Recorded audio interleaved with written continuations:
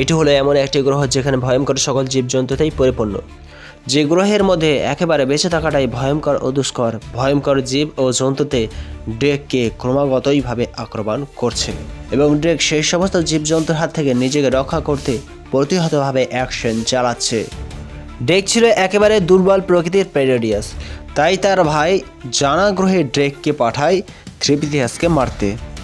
আর তা না হলে ড্রেকের গ্রহের যে সমস্ত প্রেডেরিয়াস আছে তার ভাইকে কিন্তু মেরে ফেলবে, কারণ ড্রেক ছিল অত্যন্ত অকার্যকর প্রেডেরিয়াস। সে তাদের গৌরবকে উজ্জ্বল করে রাখতে এবং তার ভাইকে টিকিয়ে রাখতে এই গ্রহে তার ভাই ড্রেককে পাঠায় এবং এই গ্রহে আসা মাত্রই ভয়ঙ্কর সকল জীবজন্তুর সঙ্গে অ্যাকশন নিতে প্রেডেরিয়াস হিসেবে ড্রেককে দেখা যায়।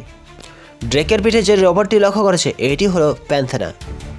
এই গ্রহের প্রতি প্যান্থেনার সমস্ত নলেজ রয়েছে, কিন্তু ড্রেকের কোনো প্রকার নলেজ নেই, তাই প্যান্থেনাকে ঘাড়ে বসিয়ে ব্যাগের মতন হিসেবেই নলেজ থাকার উদ্দেশ্যে কিন্তু তাকে বহন করছে ড্রেক। তবে ড্রেক পারবে কি এই জানা গ্রহে এসে ভয়ঙ্কর থ্রিপিথিয়াসকে মারতে?